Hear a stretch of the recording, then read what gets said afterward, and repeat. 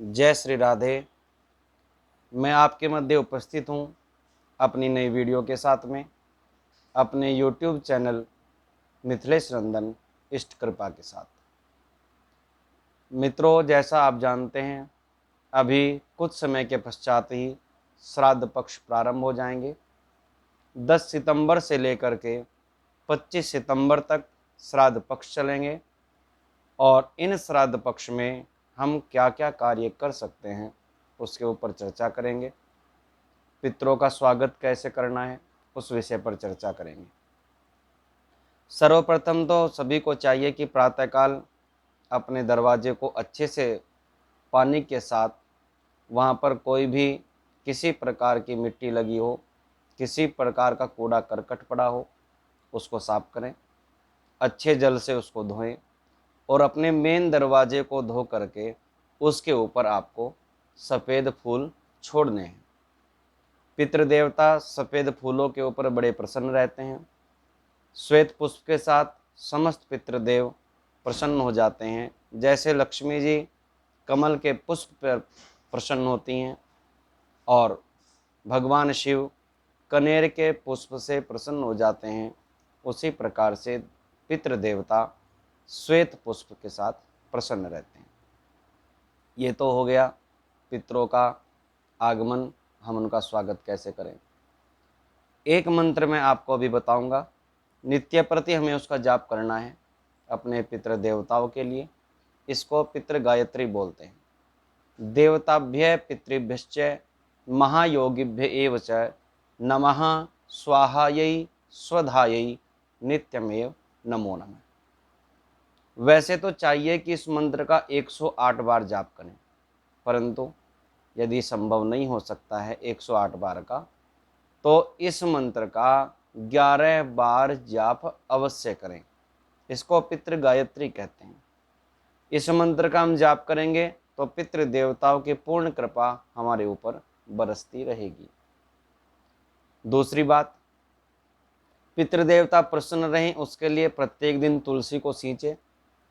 तुलसी को सींचते हैं तो पितृदेवता प्रसन्न रहते हैं। उसके पश्चात जब हम भोजन बनाएं तो भोजन में से 4 ग्रास हमको निकालने हैं। सर्वप्रथम ग्रास हम निकालें गोमाता के लिए, दूसरा ग्रास हम निकालें कौवे के लिए, तीसरा ग्रास हम लोग निकालें श्वान के लिए, कुत्ते के लिए, और चौथा ग्रास हम लोग निकालें भगवान विश्वदेव के लिए। भगवान विश्वदेव का ग्रास यदि हम नहीं निकालते हैं तो कहीं ना कहीं हमारा जो भोजन है, जो पितरों के निमित्त बनाया है, वो पितरों तक नहीं पहुंच पाता। विश्वदेव के कारण ही, विश्वदेव को दिया गया भोजन ही हमारे पितरों को तृप्त करता है। तुलसी पूजन करें, गो पूजन करें, कौवे को भोजन दें, कुत्ते को भोजन दें, विश्वदेव को भोजन दें। उसके पश्चात कहते हैं पितरों के निमित्त आप जिस दिन श्राद्ध हो उस दिन तो तर्पण अवश्य कराएं ही, परंतु इन 15 के 15 दिनों में सभी अपने पितरों के लिए पितृ तर्पण अवश्य करना चाहिए। पितरों को जल अवश्य देना चाहिए। अब बात आती है, कुछ लोगों के मन में भ्रांति हो जाती है कि पितृपक्ष में क्या हम खरीदारी करें कि नहीं करें। ये बातें सबके मन में चलती रहती हैं। तो कहते हैं पितृपक्ष में खरीदारी करना अशुभ नहीं माना गया है। पितृपक्ष में खरीदारी करें, अच्छे से खरीदारी करें, किसी प्रकार की कोई भी समस्या नहीं है। हम घर में जो खरीद करके लाते हैं पितृ देवता हमारे प्रसन्न हो जाते हैं।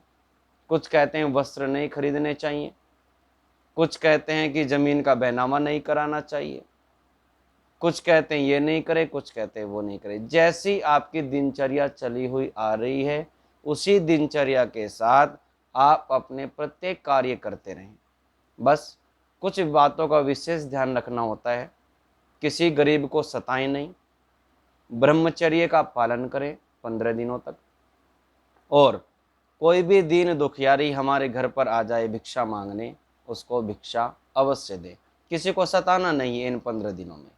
पता नहीं पितृदेवता कौन सा स्वरूप धारण करके हमारे घर आ सकते हैं, इसलिए किसी के दिल को दुखाए नहीं, किसी कुत्ते को नहीं मारें, किसी बिल्ली को नहीं मारें, है ना।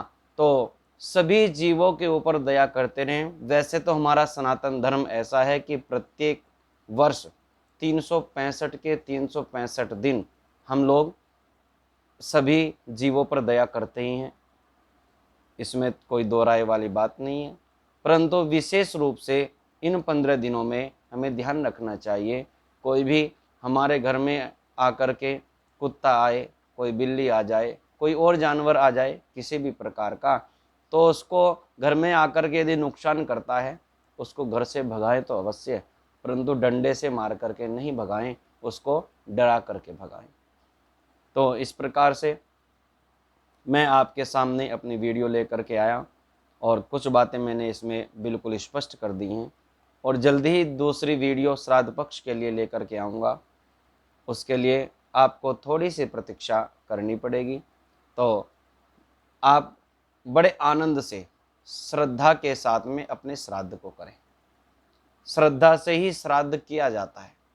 श्रद्धा यदि नहीं है तो श्राद्ध का फिर कहीं ना कहीं फल हमें नहीं मिलता, और श्रद्धा से ही श्राद्ध किया जाता है।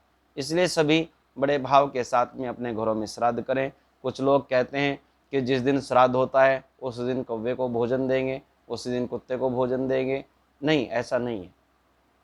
15 के 15 दिन आपको गाय के लिए भोजन निकालना है, आपको कौवे के लिए भोजन निकालना है, आपको कुत्ते के लिए भोजन निकालना है, आपको विश्वदेव के लिए भोजन निकालना है। तो आपको वीडियो अच्छी लगी हो, इसको लाइक करें, चैनल को सब्सक्राइब करें, और जल्दी ही नई वीडियो लेकर के आपके बीच में जल्दी उपस्थित होता हूँ। तब तक के लिए जय श्री राधे।